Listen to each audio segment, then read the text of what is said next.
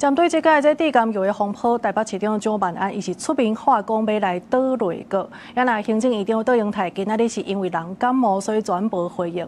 也毋過府院呢，其實態度攏是共款的，是表示講這地方首長呢，應該就愛做好市政。也那立法院現主時上界重要的工作是愛趕緊來審查總預算。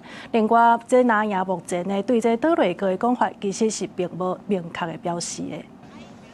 院長，請問怎麼看蔣萬安市長喊出倒閣？面對記者提問，台北市長蔣萬安因為地監獄風波，閣講要倒閣，行政院長杜英泰掛嘴暗，攏無停落來回應。行政院是指出，地方市政是地方首長的職務，提無信任案是立法院依照憲政機制行使的權責。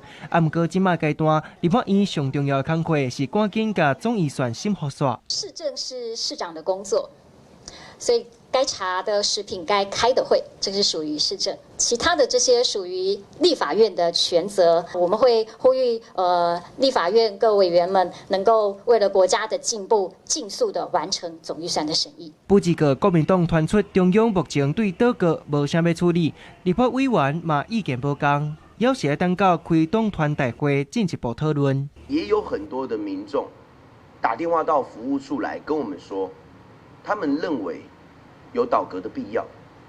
當然，最後這件事情還沒有定案，我們還是要在黨團裡面所有的委員好好的討論，藍白好好的討論。我們有很多重要的法案都還在推動，那倒閣這個議題啊，應該要很慎重哈。我們黨團也會再做更審慎的一個討論。民眾黨團保持觀望，因為無信任案，就要過一半的立委贊成，才會當通過。